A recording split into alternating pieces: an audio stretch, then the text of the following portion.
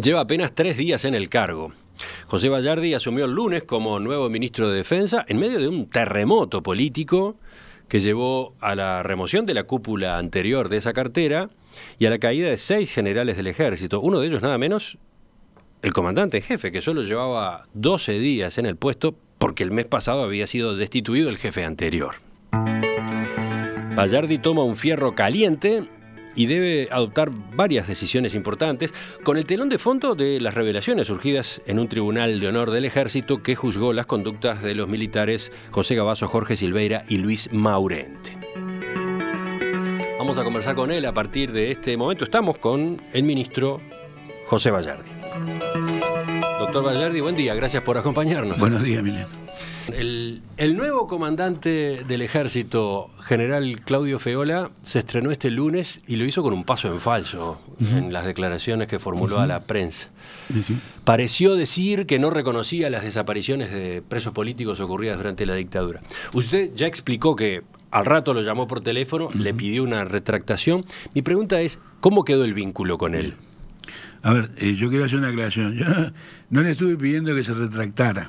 Yo lo que pretendí en mi comunicación era ver claramente qué era lo que pensaba respecto a algunos temas que en la declaración habían quedado, en mi opinión, habían dado lugar, en mi opinión, a que se estuviera cuestionando el tema de los detenidos desaparecidos, se estuviera cuestionando si las prácticas que se habían desarrollado.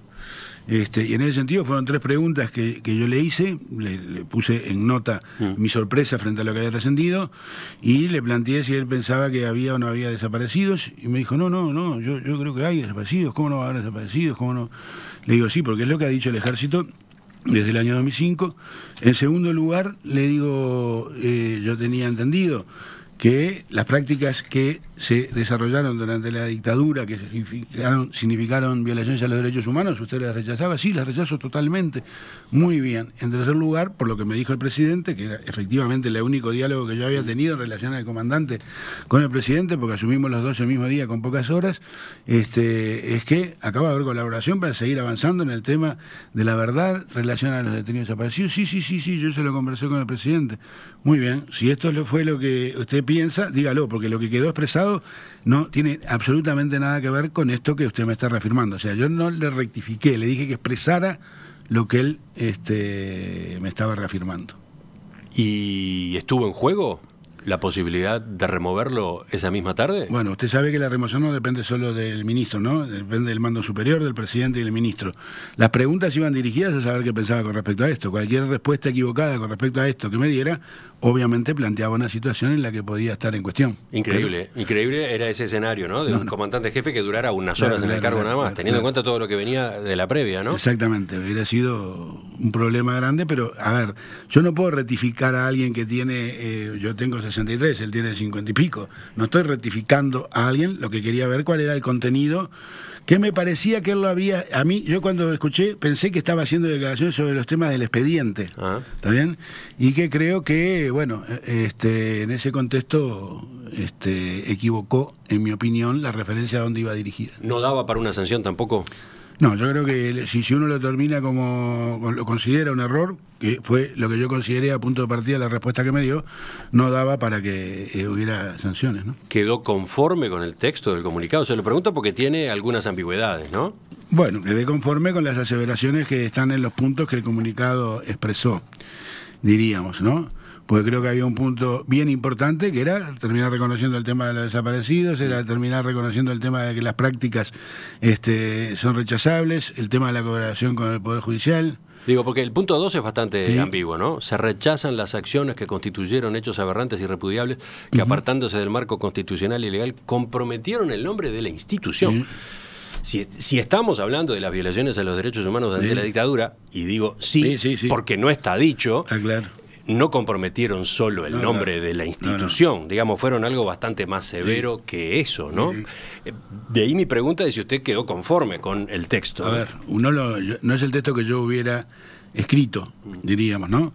Pero creo que para el estado de situación en la que estaba y considerando cuál es la valoración que se tiene, yo me di por satisfecho con el texto. ¿Volvió a reunirse con él?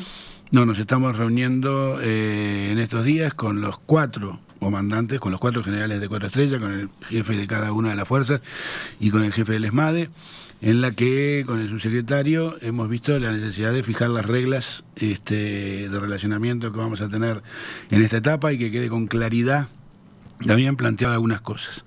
La primera de las cosas es que no quiero declaraciones políticas de los mandos, ¿no? O sea, a mí se me puede decir cualquier valoración política, al ministro se le puede transmitir cualquier valoración política y yo no voy a tomar ningún tipo de conducta frente a... Las discutiré, ¿no? Una vez que esté habilitado a decirse, pero no quiero declaraciones políticas afuera, porque ¿qué pasa con las declaraciones políticas afuera? Cualquier declaración política afuera inmediatamente embreta que yo me tenga que estar expresando respecto a esto. Y si hay disonancias, en realidad tenemos un problema de tensión, que hay 2 maneras de solucionarlo, ¿no? O uno las deja pasar, o segundo, como sabe que en realidad está en juego determinada cantidad de valores, se tiene que ir uno de los dos o los dos, y en realidad es lo que hay que tratar de evitar. Usted decía que les va a plantear criterios que van a regir para el funcionamiento de la relación comandante de Fuerzas Armadas, Poder Ejecutivo de ahora en adelante. Enseguida me va a explicar si hay alguno más, pero sobre este en particular, que no haya declaraciones políticas, ¿quiere decir que los comandantes no van a dar entrevistas a la prensa, por ejemplo? Entrevistas sobre cuestiones funcionales, sobre cuestiones que tengan que ver con su fuerza, con su arma, con misiones y con todo, sí. Lo que no van a tener que o poder expresar son consideraciones políticas. Está sobrevolando ahí el nombre Manini Ríos. Parece claro que usted está tomando como base el antecedente de lo que fue la gestión del comandante relevado el 12 de marzo. El comandante relevado... ¿Se le dio demasiado espacio desde el Poder Ejecutivo a Manini, entiende usted? Entiendo que sí. A ver, el comandante Manini Ríos era desde el punto de vista profesional militar, un profesional militar destacado, punto primero. Bien, infante y paracaidista, era un hombre destacado desde el punto de vista militar. El problema que hubo es que llegó un momento en que la incursión en temas de naturaleza político general llevó a que hubiera un protagonismo excesivo desde el punto de vista político. No sé si involuntario o voluntario, ¿de acuerdo? Ese protagonismo político llevó a que terminara expresando cuando hay que transmitir el informe de un tribunal de honor, que lo único que puede redactar, que lo único que puede redactar más, pero lo único que debe redactar es una carta dirigida al ministro con 4 renglones que diga esto es resultancia del Tribunal de Honor de fulano de tal, punto, saluda atentamente y cerrá 8 carillas. En esas 8 carillas, en realidad, llevó adelante un largo análisis desde el punto de vista político, rechazando las acciones del Poder Judicial y poniendo en cuestión las acciones del Poder del Estado, siendo él un cargo de confianza del Poder Ejecutivo. Pero no fueron declaraciones públicas, fue un escrito reservado. Justamente, sí, entonces. Fue un escrito reservado. Otra cosa es lo que Manini había dicho y dijo después, antes y después, ¿no? Sí, pero... yo estoy de acuerdo, pero fue un escrito reservado, pero todos sabemos que si no está decretado en reserva y puede haber sanciones para reserva, esas cosas pueden necesariamente trascender. A punto de partida de eso, a ver, se había perdido la perspectiva, en mi opinión, yo creo que tiene un fundamento esto, o sea que no es una cosa banal, eso no fue un error la nota del general Manini. Ahora hablaremos de eso, sí, pero... y eso se exponía a que una valoración política puede exponer a un comandante que tiene una misión específica a tener que ser sancionado. Pero lo que usted dice es que fue como la culminación de un conjunto de un proceso de avance del general Manini en el terreno político. Exacto. Que no debió haberse tolerado. Exacto. Usted tiene discrepancias con, no sé, con el ministro anterior, con el presidente de la República, entonces, con cómo se manejó la relación con Manini. No era la primera vez que existían cuestionamientos desde el punto de vista de los procesos en materia judiciales. Compartí, lo digo porque en algún momento me preguntaron, otros colegas, yo hacía 10 años que por aquello de rey muerto, rey puesto, no hacía declaraciones respecto al Ministerio de Defensa. Muchos colegas hemos hablado con muchos, pero fuera. Yo creo que la sanción aplicada cuando hizo referencia al tema de la reforma previsional, en ese debate creo que estuvo bien, no era el momento, en mi opinión, para sancionarlo. Ahí se le dispuso arresto a rigor por 30 días de arresto a rigor. A mí me parece que estuvo bien, porque si bien hizo declaraciones de naturaleza política y hizo declaraciones respecto a una cosa que no puede hacer, que es las cuestiones que tienen tratamiento, uno tiende a pensar que lo hizo en defensa de la interpretación que él hacía de la defensa de sus subordinados. Entonces, hasta ahí sí. Pero hubo otra serie de declaraciones en algunos momentos que rayaron la posibilidad de que hubiera sido sancionado. Y en eso sí tengo una discrepancia. Para usted debió haber sido pasado a retiro antes. Y es probable que por otro tipo de declaraciones hubiera tenido que ser pasado a retiro antes. Ministro Bayardi, nos detuvimos en uno de los criterios que usted va a exponer a los comandantes en jefe cuando se reúna con ellos. No más declaraciones políticas. ¿Qué otros criterios? Y yo creo que hay un conjunto de comunicaciones. Hoy las fuerzas manejan en redes sociales. Hay que tener cuidado también lo que se transmite en las redes sociales. A los oficiales que estén en actividad, de todas las fuerzas, hay que tener cuidado lo que se pone en los twitters. ¿Bien? Porque yo he visto twitters de oficiales que están en actividad que rayan una zona complicada y en ese sentido lo que desde el punto de vista general se va a plantear es que mientras esté en actividad, la única actividad política que se puede tener es el voto. Después no, porque yo lo que no quiero es tener que enfrentarme a situaciones en las que tenga que tomar decisiones que no me gustan. Si las tengo que tomar, las voy a tomar, pero no necesariamente quiere decir que me guste tomarlas. Enseguida retomamos la entrevista para conocer cómo encara la gestión en este año que le queda por delante el nuevo ministro de Defensa. Ministro, estábamos hablando de cómo empezó su gestión, cómo empezó la del nuevo comandante en jefe, con ese resbalón en declaraciones públicas. Vuelvo sobre el comunicado aclaratorio que sacó el comandante en jefe. El punto 3 dice: se continuarán haciendo los máximos esfuerzos para llevar una respuesta a los reclamos de los familiares de detenidos desaparecidos. ¿Hay alguna línea de trabajo en particular en la que se pueda profundizar? Bueno, a ver, nosotros estamos... En primer lugar hay una línea de colaboración que no es solo ahora. En la gestión en la que yo estuve, colaboramos mucho con el tema del Poder Judicial en todo lo que fueron las informaciones que nos plantearon. Hoy hay ministros de tribunales de apelaciones que saben que eso fue así.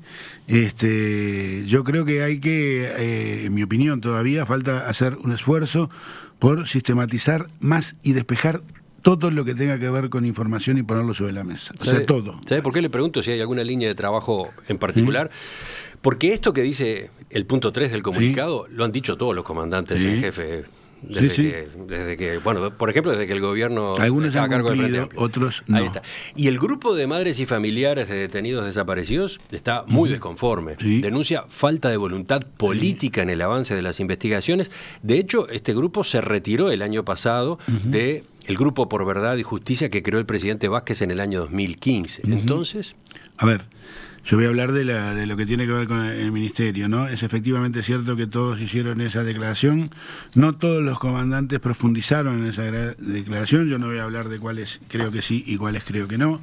En el periodo que a mí me tocó estar, ¿no? En el periodo de los 10 años que no estuve, vuelvo a repetir, por aquello de rey muerto, rey puesto, no me metí prácticamente en nada, más allá de seguir la información porque me interesaba.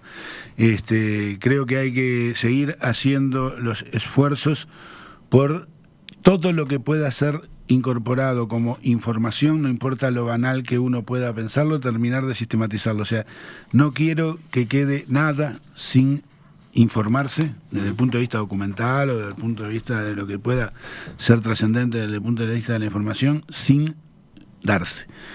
Estas generaciones, en realidad, las nuevas generaciones que tenían 6 años, 5 años, en fin, o que entraron a la carrera militar prácticamente al final de la dictadura, yo creo que es un error que no asuman que no pueden seguir cargando con una mochila que es una mochila muy pesada que hace a una historia en la que ellos no tuvieron responsabilidades desde ese punto de vista. Y yo creo que eso lo hace, a ver, no solo por un problema ético, no solo por lo que correspondería ser, o por el deber ser, ¿está bien?, sino porque es inconcebible que en una estrategia de defensa y en una política de defensa y una estrategia militar de defensa, para defender los intereses estratégicos inmediatos, entre ellos, por ejemplo, nuestro propio territorio, se pueda pensar que se puede hacer sin un grado de empatía y de mucha interiorización entre aquellos que tienen la responsabilidad de la conducción militar y la eventual resistencia que habría que hacer frente a una circunstancia como esta. Si esto no se entiende, en realidad todo lo que se escriba sobre estrategia militar, todo lo que se escriba sobre estrategia de defensa, todo lo que se escriba sobre todo es papel que se lo lleva el viento.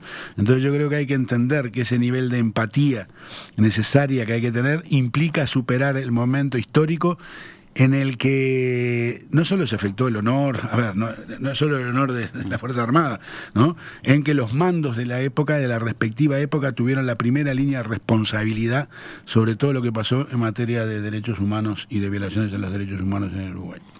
Esto todavía no se ha roto con esa esencia. A ver, ¿puede explicar qué es lo claro, que a ver, todavía no se ha asumido? El general Medina, estoy hablando ya... Sí. O sea, parte de la historia que usted y yo, que fuimos contemporáneos, la conocemos no porque la hayamos leído, sino porque la vimos. El general Medina termina diciendo en una oportunidad que, bueno, se habían perdido las referencias, ¿no? Aludiendo a por qué se había torturado, claro, matado, claro. se habían perdido los puntos de referencia. Los puntos de referencia. Eso es, a ver, también es otra que se perdieron los puntos de referencia. Lo que cuando nosotros hoy, estas generaciones tienen que llevar adelante el análisis de los tribunales de honor, tienen que decir, no se perdieron solo los puntos de referencia.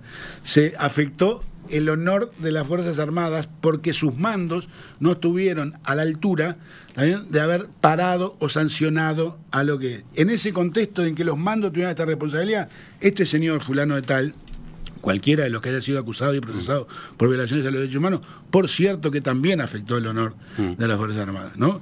Porque uno tenía que haber tenido, y hubo oficiales, también, que en algún momento se negaron a llevar adelante las políticas de represión que les indicaban. Entonces, hay un acto institucional que fue responsabilidad de los mandos y hay un acto individual que fue responsabilidad de los individuos. Y usted dice que eso todavía no se asume. Si no se asume, no se va a superar nunca esto. Pero entonces, yendo ahora al caso de los tribunales de honor, estos que juzgaron la conducta de Cavazo, Silveira y Maurente, sí, por las condenas que ya han recibido en la justicia penal por casos de violaciones a los derechos humanos durante la dictadura.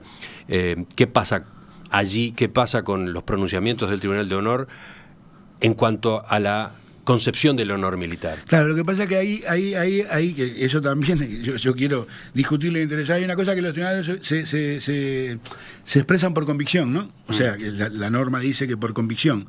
Que tiene que estar separado de las valoraciones que puede haber en vía de la justicia militar, la justicia civil y la justicia administrativa. Ahora, ninguna convicción puede ir contra una sentencia firme que ya pasó hasta por casación. O sea, no es que uno puede tener la convicción de que esto no pasó si está en primera instancia, ¿de acuerdo? Puede tener la convicción de que, bueno, esto capaz que no pasó si está en apelaciones. Cuando ya se agotó toda la vía procesal, no puede apelar a la convicción para poner en cuestión, de acuerdo a lo que declaran los que vienen al Tribunal de Honor, que las cosas que pasaron no pasaron. No, la convicción no puede ir a ese punto. La convicción es, dada lo que fue el proceso con todas las garantías en el marco de la justicia, no está en cuestión que estos hechos pasaron. Podrá explicar, atenuar o no atenuar lo que se quiere decir el declarante, pero no puede evitar que se convalide el hecho de lo que le pasó. Diciendo, a ver, traducido, es que como se estaba analizando la conducta de estos militares retirados a propósito del segundo vuelo, en los que cada uno de ellos ha sido condenado por... Cada uno de ellos ha sido condenado por 28 delitos de homicidio especialmente agravado en reiteración real. El fallo del Tribunal de Honor debió haberlo sancionado por eso. Sí, claro. Por el segundo vuelo, por su responsabilidad en el segundo vuelo. Eso está claro que no ocurrió. No. El Tribunal de Honor dice que no había elementos suficientes, no estaba suficientemente comprobado. Pero también, deduzco yo, debió habérselo sancionado a los declarantes, concretamente a Cavazo, a Silveira, por las otras cosas que confesaron y relataron ante el tribunal. Por ejemplo, el manejo de la detención clandestina de Roberto Comensoro Hoffman. Ninguna duda. A ver, en ese expediente había un tema central que era el tema del segundo vuelo y del procesamiento que recayó sobre estos militares por el tema del segundo vuelo. Ese hecho ya de por sí, ¿está bien?, implicaba que en realidad hubiera sanción de parte del Tribunal de Honor, la máxima sanción de parte del Tribunal de Honor, ¿de acuerdo? Sí. Ahora, después ahí, en realidad, está el caso de Comensoro, de Roberto Comensoro, ¿está bien? A ver, se murió. Bueno, se murió, hay declaraciones de que en realidad es claro que fue torturado, se subió a caballete, se le dio picana y murió. ¿Está bien? Uno puede decir, ¿eso puede estar en duda? Bueno, ahora, después se tomó el cadáver y se le llevó a el Rincón del Bonete. Se le metió en una malla de alambre, piedras y se tiró, ¿no? Y por esto no hubo ninguna valoración respecto a sancionarlo desde el punto de vista del honor, ¿no? ¿Por qué se les termina sancionando desde el punto de vista del honor?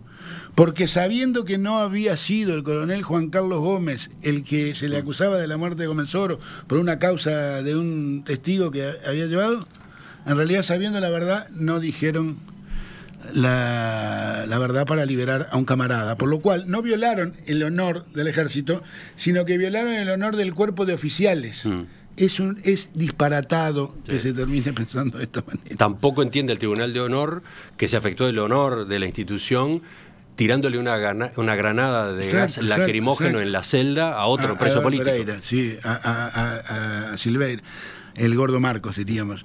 Sí, pero hay una cantidad, cada una de las causaciones que se declararon también afectaba al honor de la Fuerza Armada. No hacía falta que no declaré para salvar a mi camarada, todo el resto. Y ahí aparece un punto interesante, complicado. Los fallos de los tribunales de honor ya están. Sí. ¿Se pueden revisar? ¿Qué va a hacer el Poder Ejecutivo? Porque claramente discrepa con las resoluciones que esos tribunales de honor sacaron.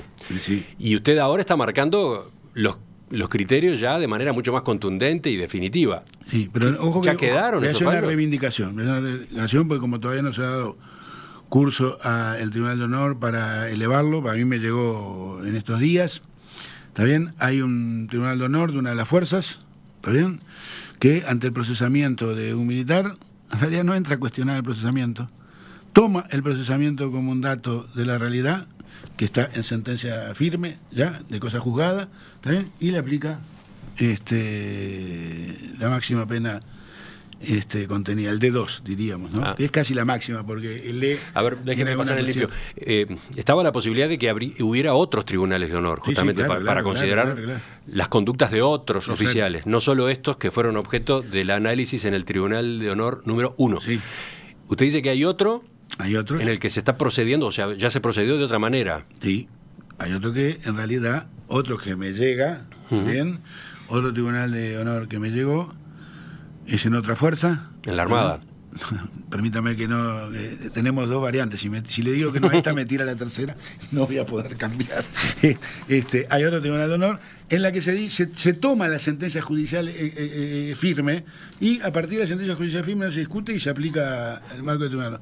Vamos a entendernos. Yo creo que el degradar, el pasar a reforma a un militar ni siquiera tendría que estar cuestionado en el Tribunal de Honor, ¿no? Tiene que estar cuestionada una norma que si yo estoy procesado con sentencia firme, me fui con la máxima sanción posible desde el punto de vista del honor, ¿no? De acuerdo al delito que haya sido cometido. Pudo haber sido procesado por un choque culposo, y no, pero en este caso de violaciones a los derechos humanos no tengo duda. Bueno, entonces usted dice, no todos los tribunales de honor proceden de la misma manera, pero con los que con el Tribunal de Honor número 1, ¿qué se va a hacer? No, una vez que está, el Poder Ejecutivo puede homologar o no puede homologar. Homologó uno de los fallos, ¿por qué no homologarlo?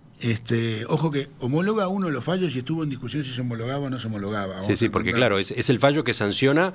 Que degrada. Que sanciona a Gabasso y a Silveira, pero por no haber ayudado en la justicia al coronel Gómez, ¿no? Esto estuvo en cuestión. No había unanimidad por la información que yo tengo. Yo no estuve respecto a cómo proceder con eso, pero en que se sancionaba y se degradaba, o sea, pasaba a situación de deforma, se degradaba a Gabasso y Silveira, se firmó fundamentando que se estaba en contra de los fundamentos que había dado el Tribunal de Honor. Y en el otro, en realidad, no se homologó. ¿Y si no se homologó, qué pasa? ¿Se homologan? No. A ver, están ahí, verá si hay que sujetarlo nuevamente al Tribunal de Honor o no, dependerá. El problema es que una vez que se homologa para el Ejército, salvo que hubiera una causal muy fuerte, vamos a suponer que existiera una causal fuerte. ¿Cuál sería la causal? Que hoy o mañana, ante la Suprema Corte de Justicia, se pidiera revisar la causa porque hay elementos que determinan que todo eso se obligaría, por las garantías del implicado, a reabrirlo. Mientras no se abra, en realidad el Tribunal de Honor no permite en algunos casos, esto sí que es una norma inentendible, no permite que sea sujeto, si ya está degradado, a otros tribunales de honor. ¿Y hay otros tribunales de honor conformándose o actuando? En ese momento hay tribunales de honor actuando en las otras fuerzas, sí, y en el Ejército también. Aunque, por ejemplo, a Silveira también se le degradó por aquello de haberse escapado y haberse disfrazado, ¿no? Sí. Entonces, una vez que se le sanciona por un tema, en realidad, teniendo una falta de pase a reforma, en el Ejército no se pueden abrir por otras faltas. Yo creo que es un disparate. Uno puede tener 1 o 20 tribunales de honor de acuerdo a las faltas que cometiera. Así que entonces, ¿están actuando en este momento otros tribunales de honor por casos de violaciones a los derechos humanos durante la dictadura? Y a esos tribunales de honor les está llegando con con lo que usted dice, por ejemplo, ahora acá y con lo que habla con los comandantes en jefe, les está llegando la línea de cuál es el honor, de cómo tienen que medir el honor? No, les está llegando lo que piensa el ministro en este caso, porque soy yo esto no lo he necesariamente hablado con el presidente, lo que piensa el ministro de cómo se debería actuar. Después cada cual, en el marco de los tribunales de honor, actúa de acuerdo a su convicción. Ministro Gallardi, me quedé pensando, usted aludió al pasar recién en el bloque anterior a uno de los militares que iban a ser juzgados en los tribunales de honor y recordó que ya había sido sancionado, había sido pasado a situación de reforma por el episodio aquel en el cual, estando preso, se fugó del hospital militar con las trenzas y no sé qué historia. Ese no fue Silvera, fue Gilberto Vázquez. Gilberto Vázquez. Sí, está bien, me equivoqué. Ya que estábamos hablando de los tribunales de honor, ya que estábamos hablando de la controversia a propósito de los criterios con los que se manejan, de cómo entienden el honor, hay un debate sobre si mantener o no esa institución. Está planteado a raíz de la nueva ley orgánica militar. ¿Qué posición tiene usted? ¿Qué se va a hacer en esa materia? Bueno, yo creo que en realidad, obviamente el decreto del 85 está de moda, pasado absolutamente de moda. Esto lo vamos a conversar con los propios comandantes, pero en todo caso yo creo que si se decidiera mantenerlos, hay que eliminar de cualquier tipo de consideración en relación a los tribunales de honor de aquellos elementos que pueden ser encaminados o encausados por otras áreas jurisdiccionales, entre ellas la justicia ordinaria en primer lugar, ¿también? Y en segundo lugar el tema de la justicia militar, diríamos, que puede agarrar aquellos delitos que no son de la justicia ordinaria, pero que sí pueden ser agarrados o encausados en la justicia, en el Código Penal Militar. A partir de ahí, si se entiende que debería quedar algo que pueda quedar sujeto a en fin, ser considerado para dentro del análisis del honor, se podría ver. Si no, hay que tratar de despejar la mayor cantidad de potestades que pudiera tener un tribunal de honor, porque muchas veces los tribunales de honor también fueron usados para sancionar en fin, eventuales disidencias que pudiera haber habido al interior de las Fuerzas Armadas, y este es un mecanismo muy peligroso, además de antidemocrático, que debería excluirse. Pero bueno, es parte de las cosas que hay que conversar en esta etapa. El martes usted fue a la Comisión de Defensa del Senado, llevó las actas del Tribunal de Honor, el expediente completo, dice que después ya empezó a circular. La comisión tiene que discutir a propósito del pedido de venia del Poder Ejecutivo para pasar a retiro a 4 oficiales generales integrantes de aquellos tribunales de honor. El motivo que esgrime el Poder Ejecutivo para pasarlos a retiro es que integrando los tribunales de honor son responsables de que esos tribunales no actuaran como debieron haber actuado según lo que prevé el artículo 77 del reglamento. Ante la constatación en las actuaciones de un tribunal de honor de un hecho de apariencia delictiva, hay que suspender el trabajo y notificar al superior a los efectos de un eventual pase a la justicia, etcétera. Hay una discusión sobre si se hizo o no se hizo eso. El expediente, el que hemos podido leer, no registra que se hayan suspendido las actuaciones. Y eso debió haber ocurrido, en realidad, en abril del año pasado. Porque es en abril del año pasado, 10 de abril del año pasado, que declara por primera vez Gavazo y realiza las primeras confesiones. O sea que este tema debió haber estado en la justicia, o pudo haber estado en la justicia, en abril del año pasado. El ex comandante en jefe, Manini Ríos, dice que sí, que a él se le elevó el caso, que él lo evaluó y que él dio la orden de que se continuara trabajando porque entendía que lo de Gavazo podía ser una maniobra dilatoria, etcétera. ¿Qué va a pasar entonces? A ver, el fundamento podría haber, yo no tengo por qué poner en cuestión lo que dice el general Manini, lo que el general Manini sabe y cualquier asesor legal sabe, ¿está bien? Es que lo que está en el expediente no existe. Lo que no está en el expediente no existe. En un expediente que mandata en el artículo 77 del reglamento de los tribunales de honor a suspender, dar cuenta al superior y estar a la orden, en realidad lo que debía haberse asentado es, y no está asentado tampoco en esa comparecencia del 10, no está el presidente del tribunal ni el secretario del tribunal asientan que, finalizada esta comparecencia, se procederá a suspender las actuaciones para dar cuenta de los contenidos en esta acta al mando superior. No está, ¿no? Yo traté de mirarlo por si estuviera ahí.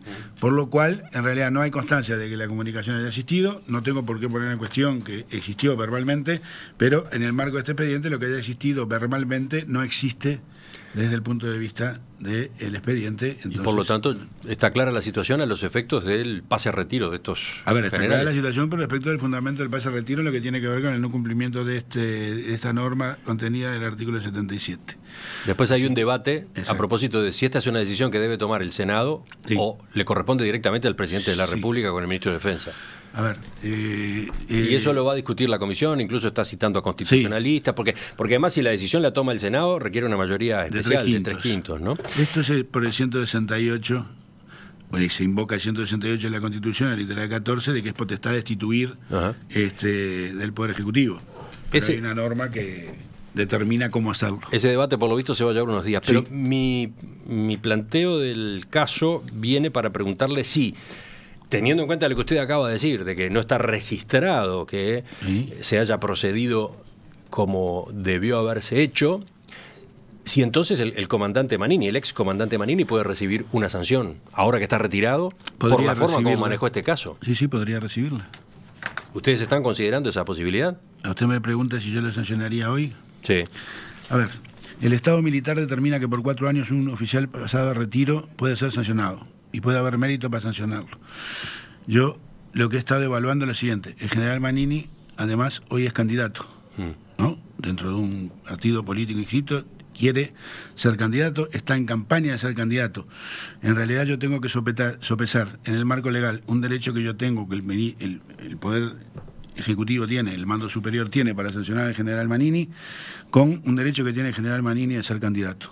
Si usted me pregunta a mí hoy, ojo que no soy el que da la última orden, ¿está bien? Si usted me lo pregunta a mí hoy, yo haría prevalecer el derecho del general Manini a ser candidato, y porque cualquier sanción implicaría muy probablemente que haya una situación superior a la sanción que ya tuvo en su oportunidad, la del arresto a rigor, y esto implicaría que le estaría vedando la posibilidad de hacer campaña electoral de cara a las internas, por lo cual tengo que sopesar, y mi opción, vuelvo a repetir que no soy el único que toma estas decisiones, sería no violentarle el derecho a que pudiera ser candidato, más allá de limitarme mi derecho a sancionar. Lo último, estuve revisando la versión taquigráfica de la comparecencia en comisión del Senado, y usted allí relató un episodio que calificó de llamativo. A ver. El 14 de febrero, el excomandante Manini Ríos entregó al entonces ministro Jorge Menéndez las actuaciones del Tribunal de Honor y su escrito de 8 páginas, ese que después le costó el cargo por los cuestionamientos a las actuaciones de la justicia en varios de estos casos de violaciones a los derechos humanos en dictadura. Un día después, 15 de febrero, llega al Ministerio de Defensa una solicitud de acceso a información pública para obtener una copia del expediente del Tribunal de Honor. Es llamativo. ¿Qué significa eso? ¿Por qué le llama la atención? ¿Qué hay ahí? Y porque obviamente se había tirado la información a un periodista de que se iba a entregar el expediente del Tribunal de Honor, y si se pasó la información de que se iba a entregar el expediente del Tribunal de Honor y el periodista en todo su derecho apeló al derecho a la información para solicitar el acceso al expediente, es porque a alguien le interesaba, dentro de los que habían estado atrás del expediente, que esto se difundiera, y a los que le podía interesar a los que estaban por dentro del expediente, que son los que integraban los tribunales de honor y eventualmente la fuerza. ¿Esa es la única interpretación posible? ¿No puede haberse enterado un periodista de casualidad? No. ¿De casualidad? No. ¿Por algún motivo? Porque charló con un funcionario. Usted tiene mucha más experiencia que yo en términos de periodismo. Y la verdad que yo no creo en prima facie en las casualidades, creo más en las causalidades que en las casualidades. Y eso a su vez lleva a elaborar teorías a propósito de qué fue el estallido de este caso, con la información que publicó el Observador el 30 de marzo. A ver, a mí me parece absolutamente recibo lo que hizo Abercon, que en realidad recibió un material que le pareció desde el punto de vista periodístico, y efectivamente tenía razón, que podía tener interés, y lo publicó. Muy bien. Está en cuestión absolutamente separado de esto.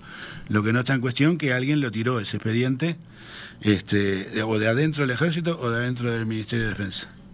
Y en realidad hay una investigación administrativa dentro del Ministerio de Defensa a ver qué puede haber pasado con esa salida del expediente, porque era un expediente sujeto a reserva hasta que se le levantara, y vuelvo a repetir, había que levantarla porque la ley de acceso a la información no permite las reservas sobre violaciones a los derechos humanos. José Bayardi, nuevo ministro de Defensa Nacional, le agradezco que nos haya acompañado esta mañana. Por favor, Emilio. Volvemos a conversar en cualquier momento. Bueno, muchas gracias por la invitación y a las órdenes.